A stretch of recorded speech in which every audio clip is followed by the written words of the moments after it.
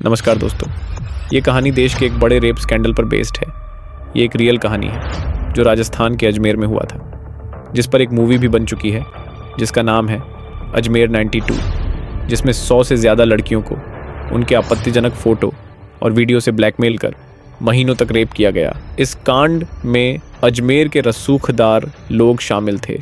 जब 1992 में इसका खुलासा हुआ तो पूरा देश सुन्न रह गया था। इस स्कैंडल पर सबसे पहले खबर वहाँ के अखबार दैनिक नवज्योति ने छापी थी, जिसके बाद लोगों को इस घिनौने अपराध के बारे में पता चला। आइए जानते हैं अजमेर ब्लैकमेलिंग कांड के खुलासे से जुड़ी सारी बातें।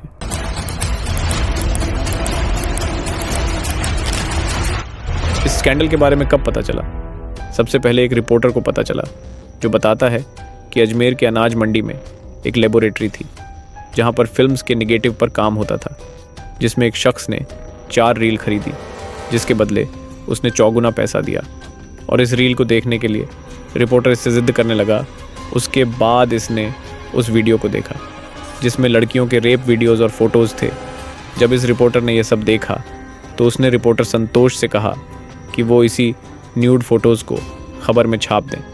इसने ऐसा कदम इसीलिए उठाया क्योंकि ऐसे भयानक स्कैंडल को ख़त्म करने के लिए ये ज़रूरी था।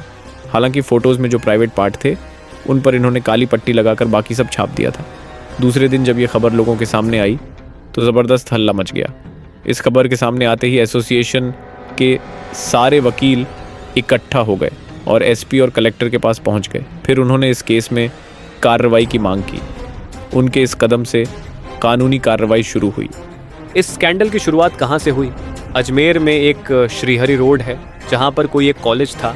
एक दिन उस नामी कॉलेज के बाहर से एक लड़की रोती हुई जा रही थी। तभी कुछ रसूखदार लड़के गाड़ी से कहीं जा रहे थे।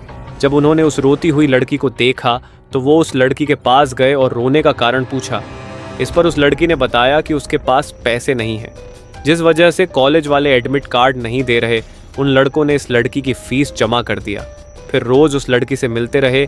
एक दिन उस लड़की को घर छोड़ने के बहाने वैन में बैठा लिया। फिर वो उस लड़की को हटुंडी में अपने फार्म हाउस ले गए और उसके साथ रेप किया। फिर उन्होंने रेप के दौरान ही उसके साथ कई न्यूड तस्वीरें उतारी। इसके बाद वो उस लड़की को रोज़ बुलाते और उसका रेप करते थे। किसी को बताने पर फोटोज़ वायरल करने की धमकी देते। कुछ दिनों बाद उन लड़कों ने कहा कि वो अपनी दोस्त को साथ में लाए।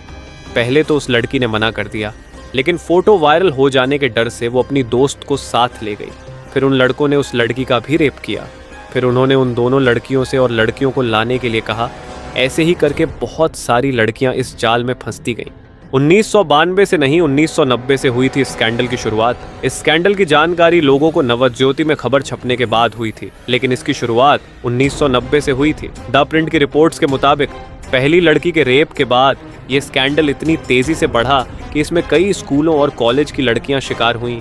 अधिकतर लड़कियों की उम्र 16 से 17 साल थी। रेप के बाद उन लड़कियों के वीडियो बनते, फोटो खींचे जाते और उसी के आधार पर उन्हें फिर से रेप के लिए बुलाया जाता था। लड़कियों को धमकी दी जाती थी कि वो अगर इस बात की जानकारी किसी को भी देंगी तो वो ये फोटोज़ और वीडियोज़ लीक कर देंगे। कैसे वीडियोज़ और फोटोज़ लीक होने का सिलसिला शुरू हुआ? आरोपियों ने फोटो रील डेवलप होने के लिए जिस लैब में दिए, वहीं से न्यूड तस्वीरें लीक हो गईं। न्यूड तस्वीरें देख लैब के कर्मचारियों की नीयत बिगड़ गई। उन्हीं के माध्यम से बाजार में तस्वीरें आ गईं। मास्टर प्रिंट तो कुछ ही लोगों के पास थे, लेकिन इनकी कॉपियां शहर में सर्कुलेट होने लगीं। ये तस्वीरें जिसके भी हाथ लगीं, उसने भी लड़कियों को ब्लैकमेल करना शुरू कर दिया। इसी बीच एक एक कर कॉलेज की 6 लड़कियों ने सुसाइड कर लिया। कौन रसूखदार लोग थे इसके पीछे? जांच के बाद अजमेर शहर youth Congress president, vice president और जॉइंट सेक्रेटरी के साथ साथ कुछ रईस हजादों के नाम सामने आए। केस के मास्टरमाइंड अजमेर यूथ कांग्रेस का अध्यक्ष फारूक चिश्ती, नफीस चिश्ती और अनवर चिश्ती थे। रसूखदारों के नाम सामने आते ही पुलिस मामले को दबाने में लग गई। बात बिगड़ती देख राजस्थान की तत्कालीन भैरव सिंह शेखावत सरकार ने जांच सीआईडी को दे दी। इस केस में कुल 18 लोगों पर आरोप लगे थे। 2 लड़कियों के बयान पर 11 की गिरफ्तारी हुई। इसमें कई लड़कियां थीं जो इस गलत काम के बाद ही खुद की पहचान छिपाकर रखना चाहती थीं। इसी वजह से कईयों ने अपने ठिकाने बदल लिए थे, तो कईयों ने अपने नाम, कई लड़कियों के बारे में तो कोई जानकारी भी नहीं है। वो कहाँ गई कुछ भी नहीं पता। इन 18 दोषियों के खिलाफ केस दर्ज हुआ, कोई बुरके में पकड़ा गया तो कोई विदेश भागा। सलीम चिश्ती को लगभग 20 साल बाद 2012 में बुरके में पकड़ा गया, बाद में वो बेल पर छूट गया। नफीस को लगभग 11 साल बाद 2003 में पकड़ा गया, बाद में वो भी बेल पर छूट कर आ गया। सोहेल गनी चिश्ती को लगभग 26 साल बाद 15 दिसंबर 2018 को सरेंडर किया और वो भी बेल पर छूट गया। जमीर हुसैन को एंटीसिपेटरी बेल मिल गई। इकबाल भाटी को लगभग 13 साल बाद 2005 में पकड़ा गया, फिर बेल पर छूट गया। इस मामले में एक आरोपी अलमास महाराज आज तक फरार है। उसके खिलाफ रेड कॉर्नर नोटिस जारी है। किस हाल में है आरोपी?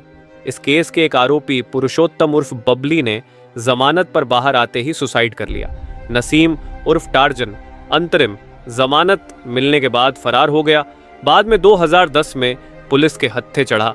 मुख्य आरोपी फारूक चिश्ती को सिजोफ्रेनिया नाम की बीमारी के बाद मानसिक रोगी घोषित कर दिया गया। हालांकि बाद में राजस्थान हाई कोर्ट ने फैसला दिया कि उसने पर्याप्त सजा काट ली, जिसके बाद उसे बरी कर दिया गया। फिलहाल वो अजमेर में है। आपकी क्या राय है इसमें कमेंट में बताओ और ऐसी ही वीडियो के लिए सब्सक्राइब और लाइक कर देना दोस्तों।